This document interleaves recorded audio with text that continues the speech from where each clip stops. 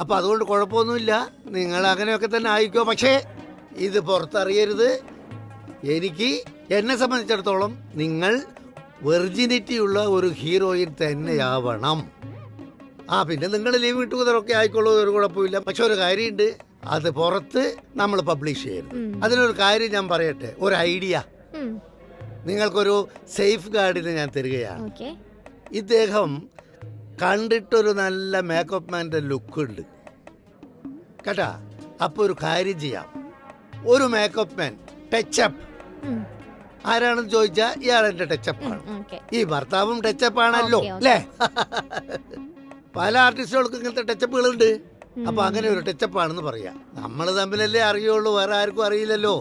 അതുകൊണ്ട് അങ്ങനെ പറഞ്ഞ് നമുക്ക് രക്ഷപ്പെടാം. അതായത് തമിഴിലെ ഹിന്ദിയിലെ പല ആർട്ടിസ്റ്റുകളും വലിയ ആർട്ടിസ്റ്റുകളും ഒരു പ്രസവം കഴിഞ്ഞ് കുഞ്ഞ് ജനിച്ചതിന് ശേഷവും ഹീറോയിനായിട്ടുണ്ട്, പക്ഷെ അത് പുറത്തു പറഞ്ഞിട്ടില്ല. അതുപോലെ ഇത് ഗോപ്യമായി സൂക്ഷിക്കണം, അല്ലെങ്കിൽ ചാൻസ് പോകും. ഞാനിപ്പോൾ എന്താന്ന് വെച്ചാൽ തൻ്റെ മറ്റേ ആക്ടിങ്ങും റീൽസും ഒക്കെ ഞാൻ കണ്ടിട്ടുണ്ട്. എനിക്ക് വളരെ ബോധ്യപ്പെട്ടു. Very nice, very nice. പക്ഷേ എനിക്ക് ഇങ്ങനെ ഒരു കുറിച്ച് കൂടിയുള്ളത് അറിയില്ലായിരുന്നു. അത് സാരമില്ല, അഡ്ജസ്റ്റ് ചെയ്യാം. പക്ഷെ നിങ്ങളും അതുപോലെ അഡ്ജസ്റ്റ് ചെയ്യണം.